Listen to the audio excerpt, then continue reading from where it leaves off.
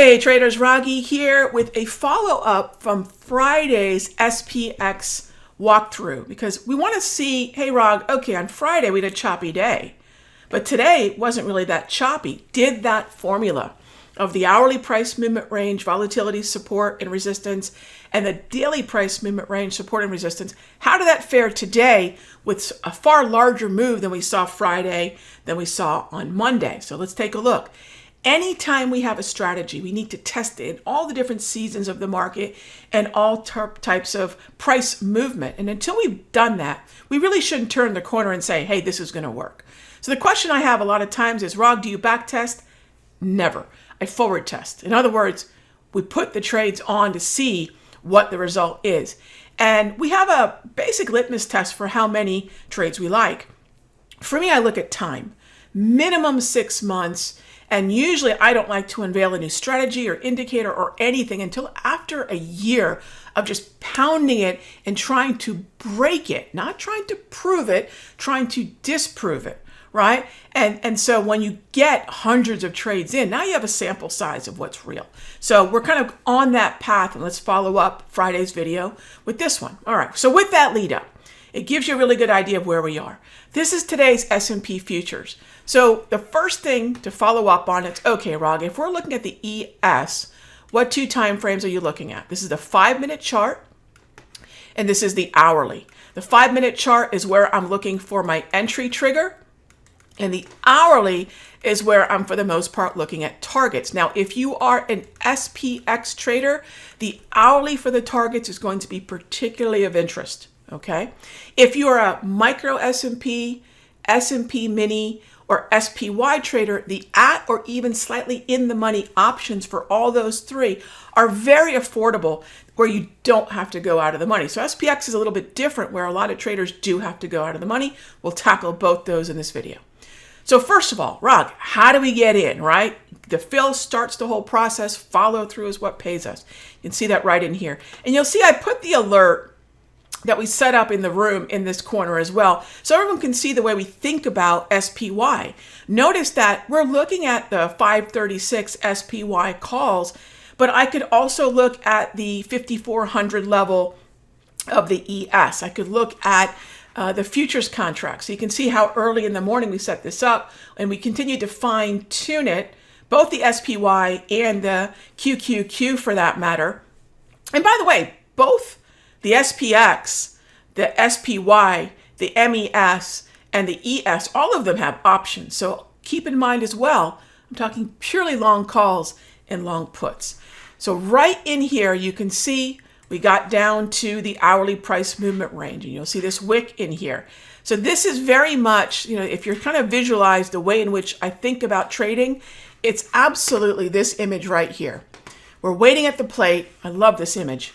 We're waiting at the plate, that's you and me, and we know exactly where our batting average is excellent, right? That's what great traders do. They know their zones, and they don't do a darn thing until the zones get there. For us, the zone is the hourly price movement range, and you'll see that right here. If you want to look at your own charts for reference, this is going to be the 10:30 a.m. Eastern 5-minute candle. All right, so at that level, you'll see we sunk down into the hourly price movement range. A couple of things we really liked about this trade that's different than Friday's setup.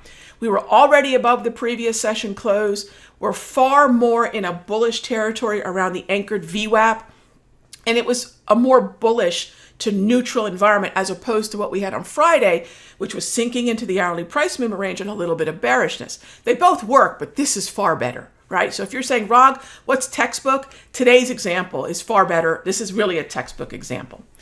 All right, so then we want to buy the at or slightly in the money, right? ES, MES, so mini or micro, futures options or calls, or heck, buy the futures if you're comfortable with the leverage, or the SPY at or slightly in the money calls. These are all very affordable when we get down in here. So I said, hey, if you're an SPX trader, what do you do? All right, so it's the same trigger, but we're going to go on over here to the daily price movement range, because now we're asking ourselves, what's a realistic out of the money SPX option?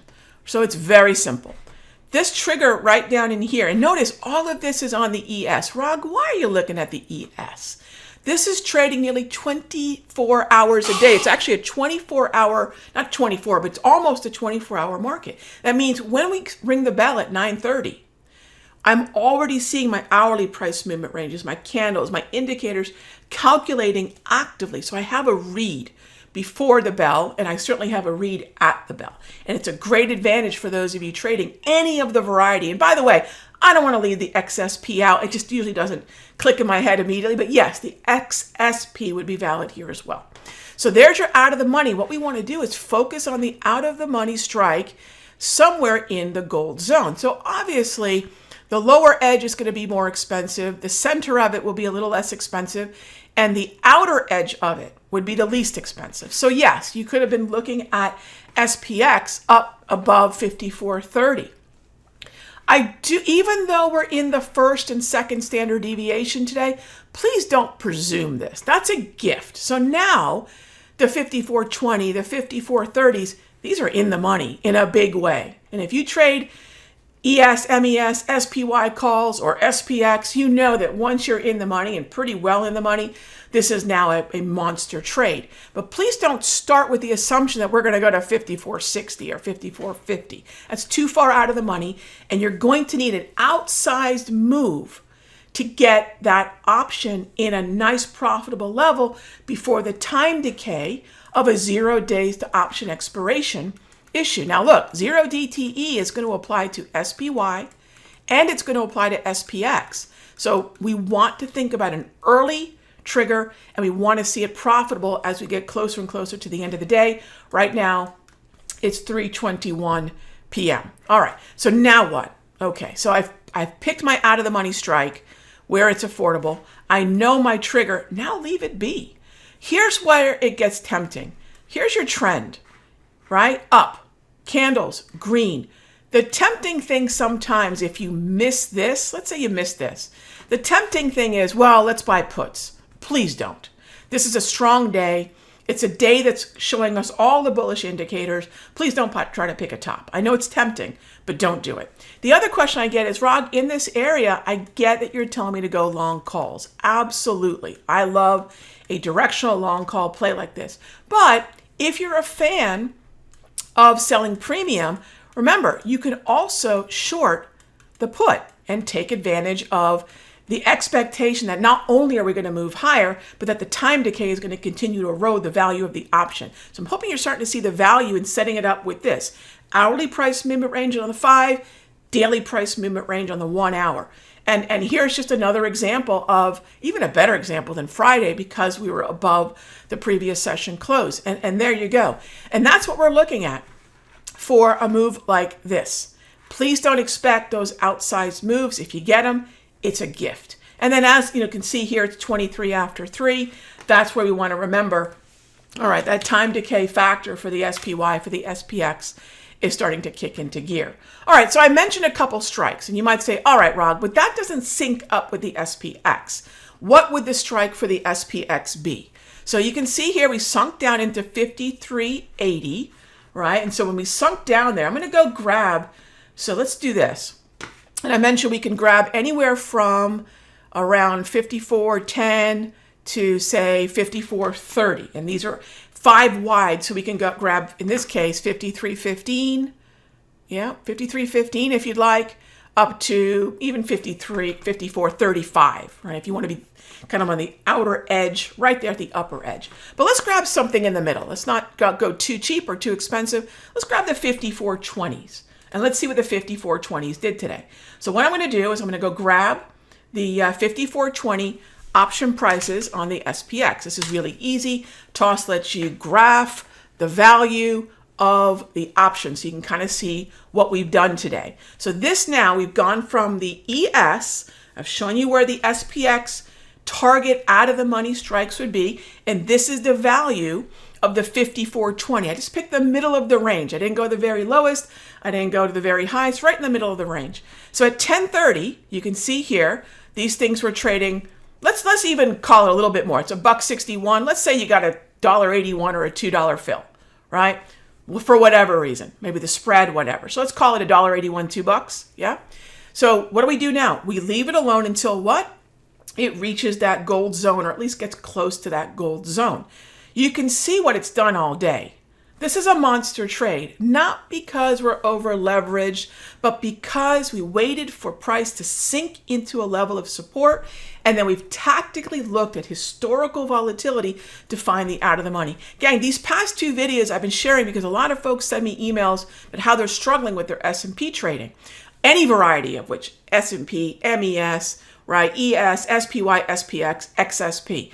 This is the way you do it. And this is what I teach in the Mastery. Whether you're trading Apple, whether you're trading Nvidia, whether you're trading Tesla, whether you're trading crude oil or gold, these zones apply. But it's a little unique when it comes to an out of the money strike. So I hope that's helpful. And that gives you an idea of where it's been, where it went, and the timing of it. And that is what we're looking at as we wind down the day.